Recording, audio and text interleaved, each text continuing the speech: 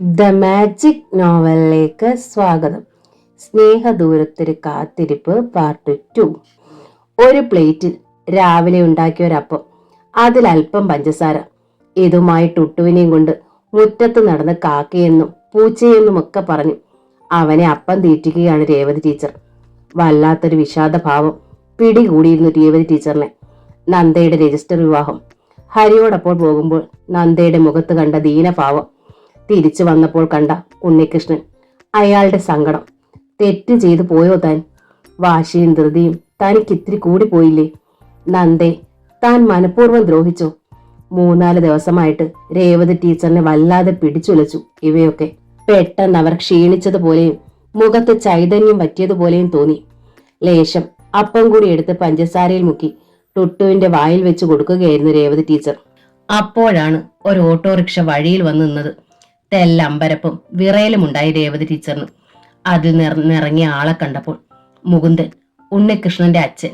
അയാളുടെ മുഖത്തെ പരിഭ്രാന്തി കൂടി കണ്ടതോടെ രേവതി ടീച്ചറിന്റെ തളർച്ച ഇരട്ടിയായി. കുഞ്ഞ് കയ്യിൽ നിന്ന് താഴെ വീഴുമെന്ന് തോന്നിപ്പോയി. മുകുന്ദൻ മുറ്റത്തേക്ക് കയറി വന്നു.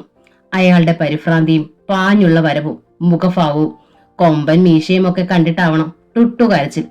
ലത അകത്ത് നിന്ന് ഓടി വന്നു. കുഞ്ഞിനെ എടുത്ത് അപ്പപാത്രവും വാങ്ങി. മുകുന്ദനെ ഒന്ന് നോക്കിയിട്ട് ലത ടുട്ടുവിനെയും കൊണ്ട് അകത്തേക്ക് കയറി. അകത്തേക്ക് കയറിയെങ്കിലും അപ്പുറത്തേക്ക് പോകാതെ അവിടെയൊക്കെ ചുറ്റിപ്പറ്റി നിന്നു. കേറിയിരിക്കൂ ചേട്ടാ, വല്ല വിധേനയും നാവ് നൊട്ടി നുണഞ്ഞു ശബ്ദം വരുത്തി രേവതി ടീച്ചർ പറഞ്ഞു. ഇരിക്കാനൊന്നും നേരമില്ല, എനിക്ക് നന്ദയുടെ അഡ്രസ് ഒന്ന് തരണം. നന്ദയുടെ അഡ്രസ്സോ? അതെ. അവളിപ്പോൾ ഇവിടെ അല്ലല്ലോ താമസിക്കുന്നത്. അല്ല, ഭർത്താവിന്റെ വീട്ടിലാണ്, രേവതി ടീച്ചർ ഊന്നി പറഞ്ഞു. മുകുന്ദൻ വിളറി. എനിക്ക് ആ വീടിന്റെ അഡ്രസ് ഒന്ന് വേണം. എന്തിന്? ഒരാവശ്യമുണ്ട്. എന്താവശ്യം? എനിക്ക് നന്ദയെ അത്യാവശ്യമായിട്ടൊന്ന് കാണണം. എന്താ കാര്യം? മുകുന്ദന്റെ നെറ്റി ചുളിഞ്ഞു. നിങ്ങൾ എന്താ രേവതി പോലീസ് മുറയിൽ? എന്നെ ആദ്യമായിട്ട് കാണുവാണോ? മുകുന്ദൻ തെല്ല് ഈർഷ്യയോടെ തന്നെ ചോദിച്ചു. ഓരോ ചോദ്യങ്ങള്, അതും മനുഷ്യരെ മനസ്സിലാകാത്തതുപോലെ. ചേട്ടനെ ഞാൻ ഇതിനു മുമ്പ് ഒരുപാട് തവണ കണ്ടിട്ടുണ്ട്. അവസാനം കണ്ടതും ഈ വീട്ടിൽ വെച്ച് തന്നെയാണ്. അന്ന് ചേട്ടൻ വന്നത് എന്റെ മകളുടെ താലി അഴിച്ചു മേടിക്കാനാണ് അല്ലേ? മുകുന്ദൻ വിളറിപ്പോയി. എങ്കിലും പറഞ്ഞു, അന്ന് അഴിച്ചു തരാതെ പൊത്തിപ്പിടിച്ച താലി ഇന്ന് വലിച്ചെറിഞ്ഞല്ലേ അവൾ മറ്റൊരുത്തന്റെ കൂടെ പോയത്. രേവതി ടീച്ചർ മിണ്ടിയില്ല. അന്നവൾ ആ താലി അഴിക്കാഞ്ഞത് കൊണ്ട് തന്നെ അവളോട് എനിക്ക് സ്നേഹവും കുറെ ബഹുമാനവും കൂടിയതേ ഉള്ളൂ. മുകുന്ദൻ തുടർന്നു. എങ്കിലും ആവശ്യക്കാരന് ഔചിത്യമില്ലെന്ന മട്ടിൽ ഞാനത് കണ്ണടച്ചിരുട്ടിലാക്കി. ഓരോ ആലോചനയും മുടക്കി എന്റെ മകൻ നന്ദയ്ക്കായി കാത്തിരുന്നപ്പോൾ ഞാൻ മനസ്സിലാക്കി, താലി പൊട്ടിക്കാതെ അന്ന് അവള് പൊത്തിപ്പിടിച്ചത് എന്റെ മകനോടുള്ള സ്നേഹത്തിന്റെ ആഴം കൊണ്ടാണെന്ന്. ജീവിതകാലം മുഴുവൻ എന്റെ ഉണ്ണി കാത്തിരിക്കാൻ തയ്യാറായി. പക്ഷേ 1 വർഷം പോലും കാത്തിരിക്കാൻ അവൾ തയ്യാറായില്ല. എന്റെ മകൻ വീട്ടി, ഞങ്ങളും. മുകുന്ദന്റെ സ്വരത്തിൽ സങ്കടത്തിന്റെ ഇരുമ്പലുണ്ടായി. ഒരു പേപ്പറിൽ എഴുതി ഒപ്പിട്ടാൽ ഭർത്താവിന്റെയും ഭർത്തൃ വീട്ടുകാരുടെയും കടമയും അവകാശവും തീരും. പക്ഷേ പെറ്റ തള്ളയ്ക്ക് അങ്ങനെ എഴുതി തീർക്കാൻ പറ്റുമോ അവകാശവും കടമയും? എന്റെ ജീവിതകാലം കഴിഞ്ഞാൽ പിന്നെ അവൾക്കാരാ? നല്ലൊരാലോചന വന്നു. ഇഷ്ടമില്ലാതിരുന്നിട്ടും നിർബന്ധിച്ച് ഞാൻ അവളെ ഇറക്കി വിട്ടു. അതെന്താ, തെറ്റായി പോയോ? രേവതി ടീച്ചർ ചോദിച്ചു. മുകുന്ദന്റെ ഇരമ്പൽ നിന്നു. ചേട്ടൻ കയറിയിരിക്കെ. ഇരിക്കാൻ നേരമില്ല രേവതി, എനിക്ക് നന്ദയെ കാണണം. എന്തു വന്നാലും കാണണം. എനിക്ക് ആ വീടിന്റെ അഡ്രസ് ഒന്ന് തന്നേ തീരൂ. മുകുന്ദന്റെ സ്വരത്തിലെ പാരവശ്യം രേവതി ടീച്ചർ ശ്രദ്ധിച്ചു. എന്റെ കുഞ്ഞിനെ രക്ഷിക്കാൻ വേണ്ടിയിട്ടാ രേവതി, നിങ്ങൾ എതിര് പറയരുത്. നന്ദയെ കൂട്ടിക്കൊണ്ടുപോകാൻ എന്റെ മോൻ ഇവിടെ വന്നില്ലേ? മുകുന്ദന്റെ മുഖത്ത് വീണ്ടും സങ്കടം ഇരമ്പിയാർത്തു. അന്ന് ഇവിടെ നിന്ന് വന്നതാണ്, ജലപാനം ചെയ്തിട്ടില്ല. പിന്നെ ഇപ്പോൾ ഹോസ്പിറ്റലിലാണ്, ബോധമില്ല. പിച്ചും പേയും പറയുന്നു. നന്ദയെ ചെന്ന് കൊണ്ടുവന്നില്ലെങ്കിൽ എന്റെ മോന്റെ നില അപകടത്തിലാകുമെന്ന് ഡോക്ടർ പറയുന്നു. അതാണ് ഞാൻ ഓടി വന്നത്. രേവതി ടീച്ചറിന്റെ മുഖത്തെ രക്തം വറ്റി. ഞാൻ നിങ്ങളുടെ കാല് പിടിക്കാൻ രേവതി. ഒരു ചോര കുഞ്ഞിനെ ആഗ്രഹിച്ചു പോയത് തെറ്റാണെങ്കിൽ എന്റെ കൈപ്പിഴകൾക്കും തെറ്റുകൾക്കും ഞാൻ മാപ്പ് ചോദിക്കാം, മുകുന്ദൻ പറഞ്ഞു. അയ്യോ, ഇതെന്താ ചേട്ടാ ഇങ്ങനെയൊക്കെ പറയുന്നത്? കണ്ണിലെ കൃഷ്ണമണി പോലെ കാത്തു സൂക്ഷിച്ച് സ്നേഹിച്ച് ഞാൻ എന്റെ കുഞ്ഞിനെ ദ്രോഹിച്ചു. അവന്റെ ജീവിതം തൊലച്ചു. എനിക്കിനി ചത്താ മതിയെന്നാ എന്റെ തോന്നല്. രേവതി ടീച്ചർ ആകെ വിഷമത്തിലായി. ഞാൻ ചാകുന്നതിന് മുമ്പ് എന്റെ കുഞ്ഞിനൊന്നും സംഭവിക്കരുത്. അതുകൊണ്ടാണ് ഞാൻ ഇറങ്ങി പുറപ്പെട്ടത്. ഞാൻ നന്ദയുടെ കാല് പിടിച്ചോളാം. എങ്ങനെയും അവളെ എനിക്ക് കൊണ്ടുപോയേ മതിയാകൂ രേവതി. പക്ഷേ അഡ്രസ്സ് തരുന്നത് എങ്ങനെയാ ചേട്ടാ? ടീച്ചർ ചോദിച്ചു. മുകുന്ദന്റെ മുഖം കറുത്തു. നിങ്ങൾ എന്നോടും എന്റെ മകനോടും പകപോക്കുകയാണല്ലേ? ചേട്ടൻ ഇങ്ങനെ തെറ്റിദ്ധരിക്കരുത്, രേവതി ടീച്ചർ പറഞ്ഞു. നന്ദ ഇന്ന് മറ്റൊരാളുടെ ഭാര്യയാണ്, മറ്റൊരു വീട്ടിലാണ്. അവിടേക്ക് ആദ്യ ഭർത്താവിന്റെ അച്ഛൻ കടന്നു ചെന്ന് അവളെ കൊണ്ടുപോകാൻ ശ്രമിക്കുന്നത് ഒരു ശേലികേടല്ലേ? അടി കിട്ടിയതുപോലെ മുകുന്ദൻ നിന്നു. അപ്പോൾ എന്റെ കുഞ്ഞ്? മുകുന്ദൻ ശരിക്കും ഒന്ന് വിതുമ്പിപ്പോയി. രേവതി ടീച്ചറിന്റെ നെഞ്ചിൽ ആ സങ്കടം ഇരമ്പിയാർത്തു. അവരാകെ വെട്ടിലാകപ്പെട്ടതുപോലെ നിന്നു. മകൾക്ക് സാവകാശവും സ്വസ്ഥതയും കൊടുക്കാതെ താൻ ബഹളം വെച്ചു. പടി ഇറക്കി വിട്ടു. 1 വർഷം പോലും കഴിയട്ടെ എന്ന് താൻ കരുതിയില്ല. ഇപ്പോഴോ? ഇനി താൻ വിചാരിച്ചാൽ നന്ദയെ തിരികെ കൊണ്ടുവരാനാകുമോ? ഉണ്ണിക്ക് കൊടുക്കാനാകുമോ? വേണുവിനേക്കാൾ അശോകനേക്കാൾ രേവതി ടീച്ചർ സ്നേഹിച്ചത് ഉണ്ണികൃഷ്ണനെയാണ്. ഇപ്പോഴും ആ ഇഷ്ടം ഉള്ളിലുണ്ട് താനും. പക്ഷേ അതുകൊണ്ടെന്ത് കാര്യം? അത്യന്ത നിരാശയോടും സങ്കടത്തോടും മുകുന്ദൻ ഇറങ്ങിപ്പോയി. ഒട്ടുനേരം രേവതി ടീച്ചർ നിന്ന നിലയിൽ തന്നെ നിന്നു. പിന്നെ ഉമ്മറത്തൂടെ അകത്തേക്ക് വന്നു. ഓ, നന്ദേച്ചിയെ കല്യാണം കഴിപ്പിച്ചു വിടാഞ്ഞിട്ട് അമ്മയ്ക്ക് എന്തൊരു വെപ്രാളമായിരുന്നു. ലത രേവതി ടീച്ചറിന്റെ അടുത്തേക്ക് വന്നു. ഞാനും കുട്ടേട്ടനും എന്തെങ്കിലും പറഞ്ഞു പോയാ അത് തല തിരിച്ച് മനസ്സിലാക്കൂ. ഞങ്ങൾ പോരു പറയുകയാണെന്നല്ലേ വിചാരം. ഇപ്പോഴോ? രേവതി ടീച്ചർ മറുപടി പറഞ്ഞില്ല. അന്ന് ആ ഉണ്ണിയേട്ടനുമായി ബന്ധം പിരിയാൻ പോയപ്പോഴും ഞങ്ങൾ എതിർത്തതാ. അപ്പോഴും അമ്മ അത് കേട്ടില്ല. അമ്മയ്ക്ക് എപ്പോഴും സ്വന്തമായ തീരുമാനവും പ്രവൃത്തിയും തന്നെയാ. അതാണ് ഇങ്ങനെയൊക്കെ ആകുന്നത്. മതി പറഞ്ഞത്, രേവതി ടീച്ചർ പറഞ്ഞു. വീണ് കിടക്കുമ്പോൾ ലാക്കെന്ന് കരുതി ഒരുപാട് തല്ലുന്നത് മേന്മയാണെന്നാണോ നിന്റെ വിചാരം? കണ്ടോ, ഞാൻ പറഞ്ഞാൽ അമ്മയ്ക്ക് പിടിക്കത്തില്ലെന്ന് അപ്പോഴേ ഞാൻ ഓർത്തതാ. അല്ല, അമ്മയെ പറയുന്ന എന്തിനാ? കാറും ബംഗ്ലാവും ഒക്കെയുള്ള വലിയ പണക്കാരനെ കണ്ടപ്പോൾ നന്ദേച്ചിക്ക് ആവേശം കയറി. ആലോചനയും കല്യാണം ഒക്കെ എത്ര പെട്ടെന്ന്. ഉപേക്ഷിച്ചു പോന്നതായെങ്കിലും ആദ്യത്തെ കെട്ടിയോനോടൊരു വാക്കൊന്ന് ചോദിക്കായിരുന്നല്ലോ. അതിനു പോലും ക്ഷമയില്ലാത്തത്ര ബഹളമായിരുന്നില്ലേ അമ്മയും മകളും? രേവതി ടീച്ചർ മടുപ്പോടെ അകത്തേക്ക് തന്നെ കയറി. അവളോട് മറുപടി പറയാൻ നിന്നാൽ പിന്നെ അത് വഴക്കാകും. അത് വേണ്ട. അവർ വേഗം ഡ്രസ്സ് മാറി. നന്ദയിൽ നിന്ന് സത്യം ഒളിക്കാൻ അവർക്ക് കഴിയുന്നില്ല. ഉണ്ണികൃഷ്ണന് എന്തെങ്കിലും ആപത്ത് സംഭവിച്ചാലോ? പിന്നീട് എന്തെങ്കിലും സത്യം അറിഞ്ഞാൽ തന്നോട് പൊറുക്കുമോ നന്ദ? രേവതി ടീച്ചർ പുറത്തിറങ്ങി ചെങ്ങാരപ്പള്ളിയിലേക്കുള്ള ബസ്സിൽ കയറിയിരുന്നു. ബസ്സിൽ കയറുന്നതിന് മുൻപും ശേഷവും രേവതി ടീച്ചർ ഒരു 100 കുറി തന്നോട് തന്നെ ചോദിച്ചു. താൻ ചെയ്യുന്നത് ശരിയാണോ? ആണോ? 2ാം ഭർത്താവിന്റെ വീട്ടിൽ നിന്ന് ആദ്യ ഭർത്താവിന്റെ അടുത്തേക്കാണ് താൻ നന്ദയെ ക്ഷണിക്കുന്നത്. തെറ്റാണോ? പക്ഷേ ഒപ്പുകളും നിയമങ്ങളും മാറി നിൽക്കുന്ന നിമിഷങ്ങളില്ലേ? മനുഷ്യജീവന്റെ വിലയ്ക്കു മുൻപിൽ താൻ ചെയ്യുന്നത് അതാണ്. ഒരു മനുഷ്യജീവിയുടെ രക്ഷയാണ്. പക്ഷേ നന്ദ ചെന്ന് രക്ഷപ്പെടുത്തിയാലോ? ഉണ്ണി പിന്നെ എങ്ങനെയാവും പ്രതികരിക്കുക? ആവോ? അത്ര ആലോചിച്ചപ്പോഴേ രേവതി ടീച്ചറിന് തല വേദനിച്ചു. കുട്ടികൾക്ക് വേണ്ടി കുറച്ച് കട്ട്ലറ്റ് ഉണ്ടാക്കുകയായിരുന്നു നന്ദ. ചേച്ചമ്മയും ഒപ്പമുണ്ട്. അക്കുവിന് കട്ട്ലറ്റ് ജീവനാണ്. അഖിലിന് വേണ്ടത് അച്ചപ്പവും. അച്ചപ്പത്തിന് കലക്കി വെച്ചിരിക്കുകയാണ്. തിളച്ച എണ്ണയിലേക്ക് ഇറച്ചിയും കിഴങ്ങും പൊടിച്ചത് റൊട്ടിപ്പൊടിയിൽ മുക്കി എണ്ണയിലേക്ക് ഇടുമ്പോഴാണ് ബെല്ലടി കേട്ടത്. ചേട്ടത്തി നോക്കിക്കോണേ. കൈ കഴുകിയിട്ട് നന്ദ മുൻവശത്തെ ഹാളിലേക്ക് ചെന്നു. ജനലിന്റെ അഴികളിലൂടെ നന്ദ അമ്മയെ കണ്ടു. അത്യാഹ്ലാദത്തോടെയാണ് അവൾ വാതിൽ തുറന്നത്. രേവതി ടീച്ചർ മകളെ ഒറ്റ നോട്ടത്തിൽ കണ്ടു. തിളങ്ങുന്ന മിഴികളും ആഹ്ലാദം നിറഞ്ഞ ഭാവവും. നല്ലൊരു ഹൗസ് കോട്ടാണ് വേഷം. രേവതി ടീച്ചർ അറിഞ്ഞു, മകൾ സന്തോഷവതിയാണിവിടെ, സംതൃപ്തയുമാണ്. 4 ദിവസങ്ങൾ കൊണ്ട് നന്ദ അത്രയ്ക്ക് മാറിയിരിക്കുന്നു. ഇവളോട് താൻ വന്ന കാര്യം പറയണോ? എന്താ അമ്മേ അങ്ങനെ തന്നെ നിൽക്കുന്നത്? നിറഞ്ഞ ചിരിയോടെ നന്ദ ചോദിച്ചു. കയറി വാമേ. നന്ദ തന്നെ രേവതി ടീച്ചറെ പിടിച്ച് അകത്തേക്ക് കയറ്റി. അമ്മയ്ക്ക് ഇതെന്തു പറ്റി? നന്ദ ഉത്കണ്ഠപ്പെട്ടു പെട്ടെന്ന്. എന്തൊരു മാറ്റം! 4 ദിവസം മുമ്പ് ഞാൻ കണ്ട ആളെയല്ല. 10 വയസ്സ് കൂടിയതുപോലെ. മുടിയാകെ നരച്ചു. അമ്മയുടെ പകുതി വണ്ണവും പോയി.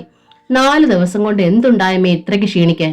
നന്ദ ശരിക്കും വിഷമത്തോടെയാണ് ചോദിച്ചത്. ഉണ്ണികൃഷ്ണൻ വന്നെന്നും തന്നെ മാനസികമായും ശാരീരികമായും തളർത്തിയത് അതാണെന്നും രേവതി ടീച്ചർ എങ്ങനെ പറയും?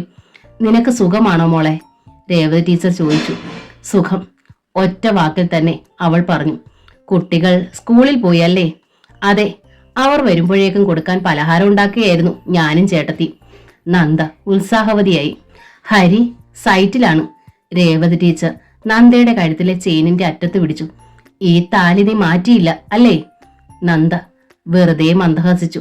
ഹരിയോടൊപ്പം വെറുതെ വിടുകയില്ലെന്നും ചെറിയ ചടങ്ങേലും നടത്തണമെന്ന് ഞാൻ വാശി പിടിച്ചതിൽ നിനക്കിപ്പോൾ വിഷമമുണ്ടോ നന്ദേ? ഇല്ല. രേവതി ടീച്ചർ അമ്പരന്നു. ആരുമല്ലാത്ത ഞാൻ വന്നാൽ ഇവിടെ എനിക്ക് എന്ത് അധികാരം? കുട്ടികൾ എങ്ങനെ എന്റെ മക്കളാകും? ഹരിയെ എനിക്ക് എങ്ങനെ കൺട്രോൾ ചെയ്യാനാവും? അപ്പോൾ ഞാൻ ഈ വീട്ടിലെ അല്ലേ, വീട്ടമ്മയല്ലേ?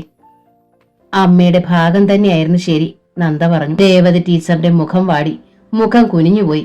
അവർ തളർന്ന് ഹാളിലെ സെറ്റിയിലേക്കിരുന്നു. എന്താ അമ്മേ? നന്ദ അമ്മയ്ക്കരികിലിരുന്നു. ചേച്ചമ്മ ചായയുമായി വന്നു. ചായ വാങ്ങി രേവതി ടീച്ചർ പരവേശം വന്നതുപോലെ ചൂട് വക വെക്കാതെ ഒറ്റപ്പിടുത്തത്തിന് കുടിച്ച് ഗ്ലാസ് താഴെ വെച്ചു. ചേച്ചമ്മ ഗ്ലാസുമായി പോയപ്പോൾ നന്ദ വീണ്ടും അമ്മയെ ശ്രദ്ധിച്ചു. അമ്മയിലെ അസാധാരണമായ പരവശതയും. എന്താ അമ്മേ? അമ്മയ്ക്ക് എന്തോ പറയാനുണ്ടല്ലോ. നന്ദ രേവതി ടീച്ചറിനെ പിടിച്ചു. ഉണ്ട് മോളെ, ഞാനത് പറയാനാണ് വന്നത്. എന്താ? ഞാൻ അങ്ങനെ വാശി പിടിക്കണ്ടായിരുന്നു എന്ന്. നീ ഇവിടെ കുറച്ചുനാൾ കുട്ടികളെ നോക്കി വെറുതെ നിന്നാൽ മതിയായിരുന്നു എന്ന് എനിക്കിപ്പോൾ തോന്നുക. എന്താ അമ്മ ഈ പറയുന്നത്? നിന്റെ എന്റെയും അല്ല എന്റെ തന്നെ ധാരണയും കണക്കുകൂട്ടലും ഒക്കെ പിഴച്ചു പോയി നന്ദേ. അമ്മ ഇതെന്താ കാട് കയറി പറഞ്ഞ് എന്നെ പേടിപ്പിക്കുന്നത്? കാര്യം പറയമ്മേ. അത് രേവതി ടീച്ചർ കൂടുതൽ പരവശതയോടെ നന്ദയെ നോക്കി. ഉണ്ണി ഹോസ്പിറ്റലിലാണ്, നിന്നെ കാണണമെന്ന് പറയുന്നു. രേവതി ടീച്ചർ പറഞ്ഞൊപ്പിച്ചു. ഒരു ശ്വാസം തള്ളൽ. നന്ദയുടെ കണ്ണുകൾ തുറിച്ചുന്തി നിന്നു. എന്തു പറ്റി ഉണ്ണിയേട്ടന്? ജ്വരം കൂടിയിട്ട് പിച്ചും പേയും പറയുന്നു. നിന്നെയാണ് വിളിക്കുന്നത്. അപ്പോൾ ഉണ്ണിയേട്ടൻ വേറെ വിവാഹം കഴിച്ചില്ലേ ശ്യാമേ? ഇല്ല, ഇതുവരെ ഇല്ല. അമ്മ എങ്ങനെ അറിഞ്ഞു? ഉണ്ണിയുടെ അച്ഛൻ വീട്ടിൽ വന്നു. എന്തിന്? അത് ഉണ്ണി നിന്നെ വിളിക്കുന്നു. ബോധം വീണിട്ടില്ല. നിന്നെ വിളിച്ചുകൊണ്ട് ചെല്ലാൻ ഡോക്ടർ പറഞ്ഞത്രേ. ഡോക്ടർ പറഞ്ഞെന്നോ? എങ്ങനെയാണ് ഉണ്ണിയേട്ടൻ അസുഖമായത്? എന്താണ് പറ്റിയത്? അത് പറഞ്ഞില്ല. അമ്മ അന്വേഷിച്ചില്ലേ? നന്ദയുടെ മുഖം ചുവന്നു, കണ്ണുകൾ കലങ്ങി. രേവതി ടീച്ചർ ആ മുഖം കണ്ട് ഞെട്ടി. അവൾ ആകെ വീർപ്പ് മുട്ടിപ്പിടയുന്നു. നന്ദ, രേവതി ടീച്ചർ വിളിച്ചു. ഏത് ഹോസ്പിറ്റലാണ് ഉണ്ണിയേട്ടൻ? നന്ദ അത് ടീച്ചർ പരിങ്ങി. പറയമ്മേ, ഉണ്ണിയേട്ടൻ ഏത് ഹോസ്പിറ്റലിലാണ്? നന്ദ, ഞാൻ വന്നു പറഞ്ഞു എന്ന് വെച്ച് നീ എടുത്തു ചാടിയൊന്നും ചെയ്യണ്ട, രേവതി ടീച്ചർ പറഞ്ഞു. അല്ലെങ്കിൽ അമ്മ പറയണ്ട. ഉണ്ണിയേട്ടൻ ഏത് ഹോസ്പിറ്റലിലാവൂന്ന് എനിക്കറിയാം. നന്ദ പെട്ടെന്ന് അകത്തേക്ക് ഓടിക്കയറി. വേഗം അവൾ ഡ്രസ്സ് മാറി സാരി ധരിച്ചു പുറത്തേക്ക് വന്നു. നന്ദ, ഹരിയും കുട്ടികളും. രേവതി ടീച്ചർ കൂടുതൽ ഭയന്നു. ഹരി വൈകുന്നേരമേ വരൂ, കുട്ടികൾ 3:30-ക്കും, നന്ദ പറഞ്ഞു. നന്ദ ചേച്ചമ്മയെ വിളിച്ചു. ചേട്ടത്തി, ഞാൻ അത്യാവശ്യമായിട്ട് അമ്മയോടൊപ്പം പോകുന്നു. എവിടാ മോളെ? ചേച്ചമ്മ ചോദിച്ചു. നന്ദ അവരെ ഒന്ന് നോക്കി. അല്ല കുഞ്ഞെ, ഇടയ്ക്കെങ്ങാനും ഹരിമോൻ വിളിച്ചാല് എന്നതാ പറയേണ്ടതെന്ന് വെച്ചിട്ടാ ചോദിച്ചേ. ഇടയ്ക്ക് ഹരി വിളിച്ചാലോ? നന്ദയ്ക്കും ആ ഭയം പെട്ടെന്നുണ്ടായി. ഞാൻ വീട്ടിലേക്ക് പോവാ, അവൾ പറഞ്ഞു. അങ്ങനെ പറഞ്ഞാ മതി. നന്ദയുടെ തിടുക്കവും ചുവന്ന മുഖവും കണ്ടപ്പോൾ എന്തോ അത്യാവശ്യ കാര്യമാണെന്ന് ചേച്ചമ്മയ്ക്കും തോന്നി. എന്നാ വേഗം ചെല്ലുമോളെ, അവർ പറഞ്ഞു. നന്ദയെ കാര്യം പറഞ്ഞ് മനസ്സിലാക്കി കൊണ്ടുപോരാൻ വന്ന രേവതി ടീച്ചറിനും അമ്പരപ്പും ഭയവും ഉണ്ടായി. ഹരിയെ ഒളിച്ചിട്ട് പോകണം എന്നവർക്കും താല്പര്യമില്ല. അതിൽ ശരിയുണ്ടെന്ന് അവർക്ക് തോന്നിയതുമില്ല. പക്ഷെ നന്ദ അതൊന്നും ശ്രദ്ധിക്കുന്നില്ല. അവൾ ഇറങ്ങുകയാണ്. ഉപേക്ഷിച്ചു പോരും മുമ്പ് ഉണ്ണികൃഷ്ണനൊരു തലവേദന വന്നാൽ പോലും നന്ദയുടെ മുഖഭാവം ഇതായിരുന്നു. വെപ്രാളവും വേദനയും പേടിയും കൊണ്ടിങ്ങനെ മുഖം ചുവക്കുമായിരുന്നു. രേവതി ടീച്ചർ സത്യമായും ഭയന്നു. നന്ദ ആ പഴയ നന്ദയായോ? ഉണ്ണികൃഷ്ണന്റെ മാത്രം നന്ദ? ആ ഭയത്തോടെ രേവതി ടീച്ചറും മുറ്റത്തേക്കിറങ്ങി. പൊട്ടി വീണതുപോലെ അതാ മുൻപിൽ ഹരിയുടെ കാർ. ഡോർ തുറന്ന് ഹരി അവർക്ക് മുൻപിലേക്ക് ഇറങ്ങി. നന്ദ നിന്നുപോയി. അമ്മ എപ്പോൾ വന്നു? രേവതി ടീച്ചറിനെ കണ്ടപ്പോൾ ഹരിക്ക് വിസ്മയവും സന്തോഷവും. അമ്മ വന്നിട്ട് എന്താ നന്ദ എന്നെ വിളിക്കാതിരുന്നത്? അയാൾ നന്ദയ്ക്ക് നേരെ നോക്കി. അവൾ ആകെ വിഷമിച്ചും പരിഭ്രമിച്ചു നിൽക്കുകയാണ്. എവിടെ പോകുന്നു രണ്ടാളും? അവരുടെ വേഷവും നിൽപ്പവും കണ്ട് അയാൾ ചോദിച്ചു. അത് ഞാൻ, രേവതി ടീച്ചർ പറയാനാഞ്ഞു. വീട് വരെ ഒന്ന് പോകാന്ന് വെച്ചു. നന്ദ ഇടയിൽ കടന്നു. രേവതി ടീച്ചർ സത്യം പറഞ്ഞു കളയുമോ എന്ന് ഭയന്നിട്ട്. സ്കൂളിലെ കുട്ടികളുടെ കുറച്ച് നോട്ട്സ് ബുക്കും ടെസ്റ്റ് പേപ്പറും വച്ചിരുന്നു. എടുക്കാമെന്ന് കരുതി. അവധി തീരുമ്പോഴേക്കും ഒക്കെ നോക്കി വെച്ചാൽ കൊടുക്കാലോ. ഇവിടെ ഇപ്പോൾ ഞാൻ വെറുതെ ഇരിക്കുവല്ലേ. നിന്ന നിൽപ്പിൽ നിന്നുകൊണ്ട് നന്ദ ഒരു കള്ളം പറഞ്ഞു. എന്നിട്ട് ശ്വാസം വിട്ടു. എന്താ ഹരി ഈ സമയത്ത്? അവൾ വീണ്ടും ചോദിച്ചു. ഒരു തലവേദന രാവിലെ ഉണ്ടായിരുന്നു. സൈറ്റിൽ ചെന്ന് വെയിൽ കൊണ്ടതാവും. കൂടുതലായി. അതാണ് പോകുന്നത്, ഹരി പറഞ്ഞു. ഒന്ന് കിടക്കണമെന്ന് തോന്നി. നന്ദ പരവശയായി രേവതി ടീച്ചറെ നോക്കി. ഇനിയിപ്പോൾ കിടക്കുന്നില്ല. രണ്ടാളും വണ്ടിയിലോട്ട് കയറിക്കോ. അമ്മയെ വീട്ടിൽ വിടുകയും ചെയ്യാം. നന്ദയ്ക്ക് ആവശ്യമുള്ളത് എടുക്കുകയും ചെയ്യാം. നന്ദ വെപ്രാളപ്പെട്ടു. ഹേയ്, അതൊന്നും വേണ്ട. അതെന്താ? വിവാഹം കഴിഞ്ഞ സ്ഥിതിക്ക് നമ്മൾ തിരിച്ച് വീട്ടിലേക്കൊന്ന് പോകേണ്ടതുമല്ലേ? പോയിട്ട് വരാം, ഹരി പറഞ്ഞു. അതല്ലമ്മേ അതിന്റെ ശരി. അയാൾ രേവതി ടീച്ചറെ നോക്കി. അത് പിന്നെ അങ്ങനെ തന്നെയാണ്. ഇന്നിപ്പോ എന്തായാലും വേണ്ട. നന്ദ വീണ്ടും ഇടയ്ക്ക് കയറി. തലവേദനയായിട്ട് കിടക്കാൻ വന്നയാൾ വണ്ടി ഓടിക്കാനോ? അത് വേണ്ട. നന്ദയുടെ ആ പറച്ചിൽ ഹരിക്ക് ഇഷ്ടപ്പെട്ടു. എങ്കിലൊരു കാര്യം ചെയ്യൂ, നിങ്ങൾ പോയി വരൂ. വേണ്ട, ഇന്നിനി പോകണ്ട, ഇനി ഒരിക്കലാകാം. നന്ദ തിരിച്ചു കയറി. രേവതി ടീച്ചറിന് നിൽക്കാനും പോകാനും വയ്യാത്ത അവസ്ഥയായി. നന്ദയുടെ സാമീപ്യത്തിനായി കാത്തു കിടക്കുന്ന ഉണ്ണികൃഷ്ണൻ. നന്ദയെ ഒന്ന് കൊണ്ടു ചെല്ലാനായി കാല് പിടിച്ചു പറഞ്ഞ മുകുന്ദൻ. അയാളുടെ സങ്കടം നിറഞ്ഞ മുഖങ്ങളും വാക്കുകളും. രേവതി ടീച്ചർ ധർമ്മസങ്കടത്തിലായി. അതിലേറെ തീപ്പൊള്ളലേറ്റ ഭാവമായിരുന്നു നന്ദയ്ക്ക്. ഹരിയെ മറികടന്നു പോകാൻ വയ്യ. ഹരിയോട് പറഞ്ഞാൽ വിടുമെന്നതിന് ഒരു ഉറപ്പുമില്ല. താൻ താലി അഴിക്കുന്ന നിമിഷവും പ്രതീക്ഷിച്ചിരിക്കുന്ന ആൾ അത് കെട്ടിയവന്റെ സമീപത്തേക്ക് വിടുവോ? കത്തുന്ന കൽക്കരി തുണ്ടിന്മേൽ നിൽക്കുന്ന അവസ്ഥ പോലെ നന്ദയുടെ ഉള്ളം കാൽ മുതൽ നീറി. രേവതി ടീച്ചർ യാത്ര പറഞ്ഞു. ഹരി വിലക്കേട്ട് നിന്നില്ല. നിൽക്കാൻ അവർക്കാകുമായിരുന്നില്ല. ഹരി തന്റെ കിടക്കമുറിയിലേക്കാണ് പോയത്. ഡ്രസ്സ് മാറി ഒരു കൈലിമുണ്ട് ധരിച്ചയാൾ കിടന്നു. നന്ദ മെല്ലെ വാതുക്കിലെത്തി. മക്കളോടൊപ്പമല്ലാതെ കഴിയുന്നതും ഹരിയെ നന്ദ ഒറ്റയ്ക്ക് സമീപിക്കാറില്ല. പക്ഷേ ഇപ്പോൾ തലവേദനയായിട്ട് വർക്ക് സൈറ്റിൽ നിന്ന് വന്ന് കിടക്കുമ്പോൾ ഒന്ന് ചെല്ലാതിരിക്കുന്നത് എങ്ങനെ? ഡോക്ടറെ കാണണ്ടേ? അവൾ ചോദിച്ചു. വേണ്ട, ഒന്നുറങ്ങാനാണ് എന്റെ ശ്രമം. ഉറങ്ങിയാൽ പോകും. ഡോക്ടറെ ഇങ്ങോട്ട് വിളിക്കാമല്ലോ? വേണ്ട. ചായയോ മറ്റോ? ചായ വേണ്ട. ആ ടേബിളിന്റെ ഡ്രോയിൽ ബാമുണ്ട്, അതെടുത്തു തന്നാൽ മതി. നന്ദ മുറിക്കുള്ളിലേക്ക് കയറി ഡ്രോ തുറന്നു ബാം എടുത്തു. കണ്ണടച്ച് കിടക്കുകയാണ് അയാൾ. അവൾ ഒന്ന് പരിങ്ങി. ഹരി കണ്ണ് തുറന്നു ബാം വാങ്ങാനായി കൈ നീട്ടി. നന്ദ ഒന്ന് സന്ദേഹിച്ചു നിന്നു. എന്നിട്ടത് ഹരിയുടെ കയ്യിലേക്ക് കൊടുത്തു. വീണ്ടും വാതുക്കിലേക്ക് വന്ന് ഒതുങ്ങി നിന്നു. ഹരി കുപ്പി തുറന്ന് അതിൽ നിന്ന് അല്പം എടുത്ത് നെറ്റിയിൽ പുരട്ടി സ്വയം തടവി. പിന്നെ കണ്ണുകൾ അടച്ച് അങ്ങനെ കിടന്നു. നന്ദ സ്വയം ചോദിച്ചു, ബാം പുരട്ടിക്കൊടുക്കേണ്ടതായിരുന്നോ? അതേ ചോദ്യം തന്നെ ഉള്ളിൽ ചോദിച്ച് തെല്ല് പരിഭ്രമിച്ചും പിണങ്ങിയും കിടക്കുകയായിരുന്നു ഹരിയും. ആ ബാം വിരലിൽ തോണ്ടി തന്റെ നെറ്റിയിലൊന്ന് പുരട്ടി തന്നില്ലല്ലോ അവൾ. ഹരി അത് സത്യത്തിൽ പ്രതീക്ഷിച്ചിരുന്നു. ഈ ഉണ്ണികൃഷ്ണൻ എന്തു മായാജാലം ചെയ്തിട്ടാണാവോ നന്ദ ഇത്രയേറെ അയാളിൽ അലിഞ്ഞു ചേർന്നു പോയത്? ഹരിക്ക് വിസ്മയവും തെല്ല അസൂയയും ഉണ്ണികൃഷ്ണനോട് തോന്നി. ആ നിമിഷത്തിൽ നന്ദയോട് നേരി ഈർഷ്യയും. നന്ദ അടുത്ത മുറിയിലേക്ക് പോന്നു. തനിക്ക് ഒറ്റയ്ക്കൊന്നിരിക്കാനും വേണ്ടി വന്നാൽ കിടക്കാനുമായി അവൾ ഒരു മുറി സജ്ജീകരിച്ചിരുന്നു. അങ്ങോട്ട് നീങ്ങി. അവിടെ പോയി ഇരുന്നെങ്കിലും കിടക്കാൻ കഴിഞ്ഞില്ല.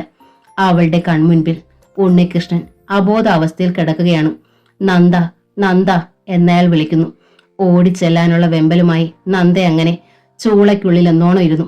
ചേ, ആ സമയത്ത് ഹരിയുടെ വരവ് ശല്യം. നന്ദയ്ക്ക് എന്തോ ഈർഷ്യ തോന്നി അയാളോട്. കുറെ സമയം കഴിഞ്ഞ് നന്ദ ചെല്ലുമ്പോൾ ഹരി ഉറങ്ങിക്കഴിഞ്ഞിരുന്നു. ഇപ്പോൾ പോയാലോ? ഓടിപ്പോന്നാലോ? പക്ഷേ നന്ദ പോയില്ല. അദൃശ്യമായൊരു ചങ്ങലയ്ക്കുള്ളിൽ സ്വയം ബന്ധിതയായി അവൾ അങ്ങനെ ഇരുന്നു. ഉച്ചയ്ക്ക് ആഹാരം കഴിച്ചില്ല. ചേച്ചമ്മ വിളിച്ചിട്ടും ഹരി ഉറക്കമാണ്, ഉറങ്ങട്ടെ എന്ന് കരുതി വിളിച്ചില്ല. അവൾക്കാണെങ്കിൽ വിശന്നതുമില്ല. എങ്ങനെ ആഹാരം ഇറക്കും? ഉണ്ണിയേട്ടൻ ഇങ്ങനെ കിടക്കുമ്പോൾ ഒന്ന് കാണാതെ, അരികിലൊന്ന് ചെല്ലാതെ, എന്താണ് സ്ഥിതിയെന്നറിയാതെ. ചേ, പൊയ്ക്കോളാം ഹരി പറഞ്ഞപ്പോൾ പോകേണ്ടതായിരുന്നു. താൻ എവിടെ പോയി എന്ന് ഹരി അറിയാൻ വഴിയില്ല. പക്ഷേ എന്നിട്ടും പോയില്ല. നന്ദ സ്വയം പഠിച്ചു. അല്ലെങ്കിലും തനിക്ക് വേണ്ടതൊന്നും വേണ്ട സമയത്ത് തോന്നുകയില്ല. 3:30 സ്കൂൾ ബസ്സിൽ തന്നെ കുട്ടികൾ വന്നു. വൈകുന്നേരത്തേക്ക് അങ്ങനെ ഏർപ്പാട് ചെയ്തിരിക്കുകയാണ് ഹരി. അവരെ പതിവ് പോലെ സ്വീകരിക്കാനോ ലാളിക്കാനോ നന്ദയ്ക്ക് കഴിഞ്ഞില്ല. എന്തു പറ്റിയമ്മേ? കണ്ടപാടെ അകൽ ചോദിച്ചു. അമ്മയ്ക്കൊരു തലവേദന, നന്ദ കള്ളം പറഞ്ഞു. എന്നിട്ട് ഖേദിക്കുകയും ചെയ്തു. ഇന്ന് താൻ കള്ളം മാത്രം പറയുന്നു. ഹരിയോടും കുട്ടികളോടും പല കള്ളങ്ങൾ. കുട്ടികൾ അകത്ത് ചെല്ലുമ്പോൾ ഹരി മുറിയിലുണ്ട്. അയാൾ ഉണർന്നു കിടക്കുകയായിരുന്നു. ഹായ്, അച്ഛൻ നേരത്തെ വന്നോ? അഖിൽ ചാടി ബെഡിൽ കയറി. അച്ഛനൊരു തലവേദന. അപ്പോ അച്ഛനും തലവേദനയാണോ? അഖിൽ ചോദിച്ചു. അമ്മയ്ക്കും തലവേദനയാണെന്ന്. അമ്മയ്ക്ക് തലവേദനയോ? അമ്മ എവിടെ? അമ്മ അടുക്കളയിൽ പോയി, അക്കു പറഞ്ഞു. ഹരി ചെല്ലുമ്പോൾ കുട്ടികൾക്കുള്ള അച്ചപ്പവും കട്ട്ലറ്റും ചായയും ഒക്കെ ടേബിളിൽ വെക്കുകയായിരുന്നു നന്ദ. നന്ദയ്ക്ക് തലവേദന എങ്ങനെയുണ്ട്? ഹരി ചോദിച്ചു. തലവേദനയോ? ആ, കുട്ടികൾ പറഞ്ഞു. ആ, കുറവുണ്ട്, നന്ദ പറഞ്ഞു. അയാൾ ബാം നീട്ടി. എന്നിട്ട് പറഞ്ഞു, അല്പം പുരട്ടി തടവി തരാം, വിരോധമില്ലെങ്കിൽ. നന്ദ ഹരിയുടെ മുഖത്തേക്കൊന്നു നോക്കി. എന്നിട്ട് ബാം കയ്യിൽ വാങ്ങി. ഞാൻ പുരട്ടിക്കോളാം. അയാളുടെ കൺമുമ്പിൽ വെച്ച് തന്നെ അവൾ അല്പം പുരട്ടുകയും ചെയ്തു. ഹരി മുഖം കുനിച്ചു. നന്ദ കുട്ടികളുടെ യൂണിഫോം ഊരിയിട്ട് വേറെ ഡ്രസ്സ് ഇടിയിച്ചു. എന്നിട്ട് ഡൈനിങ് ടേബിളിലേക്ക് കൊണ്ടുവന്നു. അവർക്കൊപ്പം ഇരുന്ന ഹരിക്ക് നൽകി ചായയും പലഹാരവും. നന്ദ ഇരുന്നോളൂ, ഹരി പറഞ്ഞു. നന്ദ ഇരുന്നില്ല. അവൾക്കത് കഴിയുമായിരുന്നില്ല. യാന്ത്രികമായി എല്ലാം ചെയ്യുമ്പോഴും അവളുടെ മനസ്സ് രോഗശയ്യയിലായിപ്പോയ ഉണ്ണികൃഷ്ണനെ തേടി നടക്കുകയായിരുന്നു. വൈകുന്നേരമായപ്പോഴേക്കും അത്യന്ത നിരാശയോടെ ഈശ്വരി പറഞ്ഞു, നന്ദയൊന്നും വന്നില്ലല്ലോ. മുകുന്ദനും വിഷാദത്തോടെ ഇരുന്നു. ആ രേവതി അവളോട് പറഞ്ഞിട്ടുണ്ടാവില്ല. പറഞ്ഞാൽ തന്നെ അവൾ വരണമെന്നുണ്ടോ? ഈശ്വരി ചോദിച്ചു. ഉണ്ണിയും നമ്മളെയൊക്കെ മറന്നിട്ടല്ലേ അവൾ മറ്റൊരുത്തന്റെ കൂടെ പോയത്? മുകുന്ദൻ പറഞ്ഞു. തന്നെയല്ല, അവളുടെ കെട്ടിയോൻ സമ്മതിക്കണമെന്നുമില്ലല്ലോ. അപ്പോൾ നമ്മുടെ മോൻ? ഈശ്വരി വിങ്ങിപ്പൊട്ടി. എന്റെ ഈശ്വരന്മാരെ, ഇത്രയ്ക്ക് പാവമാണോ ഞങ്ങൾ ചെയ്തത്? മുകുന്ദൻ ഡോക്ടർ ശങ്കർ കൃഷ്ണനെ കണ്ടു. ഉണ്ണികൃഷ്ണന്റെ ഇന്നത്തെ സ്ഥിതിയുമായി ബന്ധപ്പെട്ട എല്ലാ കാര്യങ്ങളും അയാൾ ഡോക്ടറോട് പറഞ്ഞിരുന്നു. അതുകൊണ്ട് അയാൾ ഡോക്ടർക്കരികിലെത്തി. ഡോക്ടർ, എന്റെ മോൻ. മുകുന്ദന് കണ്ണുകൾ നിറയുകയായിരുന്നു. ആ സ്ത്രീ വന്നില്ല അല്ലേ? ഡോക്ടർ ശങ്കർ കൃഷ്ണൻ ചോദിച്ചു. ഇനി എന്താ ഡോക്ടർ ചെയ്യുക? നമ്മൾ വേണ്ട മരുന്നുകളൊക്കെ ചെയ്യുന്നുണ്ട്. ഇയാളുടെ ബോഡിയും ബ്രെയിനും ഒക്കെ എല്ലാം റിജക്റ്റ് ചെയ്യുകയാണ്. എന്ന് വെച്ചാൽ മരണം ആഗ്രഹിക്കുന്ന ഒരു കണ്ടീഷനിലാണ് അയാൾ ഇപ്പോൾ. മെന്റലി. അല്ലാതെ അയാൾക്ക് യാതൊരു തകരാറുമില്ല. എല്ലാ ടെസ്റ്റുകളും അത് സാക്ഷ്യപ്പെടുത്തുന്നു. ഡോക്ടർ തുടർന്നു. ജീവിതത്തിലേക്ക് ഒരു തിരിച്ചുവരവിനുള്ള ഒരു പ്രചോദനം, തലച്ചോറിനുള്ളിൽ ഒരു സ്പാർക്കിംഗ്, അത് മതി. അത് കിട്ടിയാൽ പിന്നെ നമ്മൾ രക്ഷപ്പെട്ടു. അതിനാണ് ആ സ്ത്രീയോട് വരാൻ പറഞ്ഞത്. ഡോക്ടർ ശങ്കർ കൃഷ്ണൻ മുകുന്ദന്റെ മുഖത്തേക്ക് നോക്കി. അവരുടെ സാമീപ്യം, ഒരു പക്ഷേ ഗന്ധം, ശബ്ദം അല്ലെങ്കിൽ സ്പർശം, ഇങ്ങനെ ഏതെങ്കിലും തിരിച്ചറിഞ്ഞാൽ അയാളുടെ ഇന്ദ്രിയങ്ങൾ ഉണരും. അത് മതി, പിന്നെ പ്രശ്നമൊന്നുമില്ല. അവൾ വന്നില്ലെങ്കിൽ? മുകുന്ദൻ ചോദിച്ചു. വരും, ഡോക്ടർ ഉറപ്പോടെ പറഞ്ഞു. മനുഷ്യരുടെ മനഃശാസ്ത്രം കൂടി പഠിച്ചവനാണ് ഞാൻ പഠിച്ച ശാസ്ത്രം ശരിയെങ്കിൽ ആ സ്ത്രീ വരും. മുകുന്ദന് എന്നിട്ടും ആശ്വാസമായില്ല, സമാധാനവുമായില്ല. ഡോക്ടറുടെ മനഃശാസ്ത്രം ശരിയായിരുന്നു. നന്ദ പിറ്റേന്നെത്തി. ഹരിയും കുട്ടികളും പോയ പുറകെ പായുകയായിരുന്നു അവൾ. ഉത്കണ്ഠയും പരവശതയും കൊണ്ട് അവളുടെ മുഖം വിങ്ങിയും വിതുമ്പിയും കണ്ണുകൾ മെഴിഞ്ഞും കാണപ്പെട്ടു. ഉണ്ണികൃഷ്ണൻ കിടക്കുന്ന റൂം ഏതെന്ന് തപ്പി തിരിഞ്ഞവൾ വാതുക്കലെത്തി. ദൈവം നേരിട്ടിറങ്ങി വന്നതുപോലെ തോന്നി മുകുന്ദനും ഈശ്വരിക്കും. നന്ദയുടെ മിഴികൾ ബെഡിലേക്ക് നീണ്ടു ചെന്നു. നിശ്ചേഷ്ടനായി കിടക്കുന്ന അവളുടെ ഉണ്ണിയേട്ടൻ. ഈശ്വര, ഈ ആള് തന്നെയോ തന്റെ ഉണ്ണിയേട്ടൻ? ഇതെന്ത് കോലം? അവൾ ഓർക്കുന്നു. പിരിയാൻ വേണ്ടി ഒരു ദിവസം അവർ രണ്ടാളും ഒരുമിച്ച് ഒരുങ്ങിയിറങ്ങി ചൈത്രത്തിന്റെ പോർച്ചിലെത്തിയത്. മടങ്ങുന്നത് തനിച്ചായതുകൊണ്ട് തനിച്ചു പോയാൽ മതി എന്ന് പറഞ്ഞ് ബൈക്കിൽ കയറി ഒറ്റയ്ക്ക് പോയത് അന്ന് കണ്ടതാണ് ശരിക്ക്. പിന്നീട് മിന്നായം പോലൊരിക്കൽ സ്കൂൾ ഗേറ്റിങ്ങിൽ വെച്ച് എത്രയോ തവണ പിന്നീട് ആഗ്രഹിച്ചിട്ടുണ്ട് താൻ സ്കൂൾ വിട്ടിറങ്ങി വരുമ്പോൾ ആ ആൾ ഗേറ്റിങ്ങിൽ ഉണ്ടായെങ്കിലെന്നും വാടി വീട്ടിലേക്ക് എന്ന് ഗൗരവത്തിലൊന്ന് പറഞ്ഞിരുന്നെങ്കിലെന്നും എത്രയോ തവണ ആ വിളി സ്വപ്നം കണ്ടു. ഇല്ല, പക്ഷേ ഒരിക്കൽ പോലും വന്നില്ല. ഇത്രയ്ക്ക് വെറുപ്പ് ഉണ്ണേട്ടൻ എങ്ങനെ ഉണ്ടായി എന്ന് അമ്പരന്നിട്ടുണ്ട്. താൻ പിന്മാറിയതിൽ ആക്കായി ആളിന് തോന്നി എന്ന് തന്നെ തനിക്ക് പിന്നെ തീർച്ചയായിരുന്നു. പക്ഷേ ഈ എല്ലിച്ച ശരീരവും കുഴിഞ്ഞ കണ്ണുകളും പറയുന്നത് ആ കഥയല്ല. നന്ദ ഉണ്ണികൃഷ്ണന്റെ സമീപത്ത് അങ്ങനെ തന്നെ നിന്നു, പരവശയായി തന്നെ. മോളെ, ഈശ്വരി അവളുടെ തോളിൽ കൈവച്ചു. നന്ദ മുഖം തിരിച്ചു നോക്കി. ഈശ്വരിയെ മുകുന്ദനെ അവൾ കണ്ടു. ഉണ്ണിയേട്ടനെ പോലെ തന്നെ കോലം കെട്ട രൂപങ്ങൾ.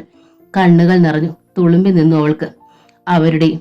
ഈശ്വരി നേരിയതിന്റെ തുമ്പുകൊണ്ട് കണ്ണുകൾ തുടച്ച് മുഖം തിരിച്ചൊന്ന് വിതുമ്പി പൊട്ടി. മുകുന്ദൻ ഡോക്ടർ ശങ്കർ കൃഷ്ണന്റെ റൂമിലേക്ക് ഓടി. നന്ദ വന്നു എന്നറിഞ്ഞപ്പോൾ വിടർന്നൊരു പുഞ്ചിരിയോടെ അദ്ദേഹം വന്നു. യു നന്ദ, അദ്ദേഹം പറഞ്ഞു. അതെ ഡോക്ടർ, കഥകളൊക്കെ ഞാൻ അറിഞ്ഞു. നന്ദ വന്നത് പുതിയ ഭർത്താവിന്റെ അറിവോടെയാണോ? അദ്ദേഹം ചോദിച്ചു. അല്ല, ഡോക്ടർ ശങ്കർ കൃഷ്ണൻ ഒന്ന് മന്ദഹസിച്ചു. എന്നിട്ട് ഉണ്ണികൃഷ്ണന്റെ പ്രസന്റ് കണ്ടീഷനെ കുറിച്ചെല്ലാം വിശദീകരിച്ചു. എന്നിട്ട് കൂട്ടിച്ചേർത്തു, നിങ്ങളെ പൂർണ്ണമായി നഷ്ടപ്പെട്ടു എന്ന് ബോധ്യപ്പെട്ട ഏതോ നിമിഷത്തിലേറ്റ ഷോക്കാണ് അയാൾക്ക്. നിങ്ങൾ നഷ്ടപ്പെട്ടിട്ടില്ല എന്ന് ആ ബോധ മനസ്സ് ഉൾക്കൊള്ളണം. അതിനു വേണ്ടത് ഞാൻ എന്ത് ചെയ്യണം? ഡോക്ടർ പറയൂ. എന്നാൽ കഴിയുന്നത് എന്തും ചെയ്യാൻ ഡോക്ടർ ആവശ്യപ്പെടുമ്പോഴൊക്കെ വരാം. നോ നന്ദ, ആവശ്യപ്പെടുമ്പോൾ എന്നല്ല. He need you 24 hours. നന്ദയിൽ ഭീതി ഉണർന്നു. അത് പറ്റില്ല ഡോക്ടർ. പകൽ കുറച്ച് സമയം. അവൾ പറഞ്ഞു. നിങ്ങളുടെ ഹസ്ബൻഡിനെ വിളിച്ച് ഞാൻ വിവരം പറയാം. അയ്യോ വേണ്ട. നന്ദയിൽ കൂടുതൽ ഭീതിയുണ്ടായി. ഹരി പോകരുതെന്ന് പറഞ്ഞാലോ? പറഞ്ഞാൽ തനിക്ക് ധിക്കരിക്കാനാവില്ല. കാരണം തന്നിൽ ഇപ്പോൾ പൂർണ്ണമായ അവകാശം അയാൾക്കാണ്. ഡോക്ടർ ഒന്ന് ആലോചിച്ചു.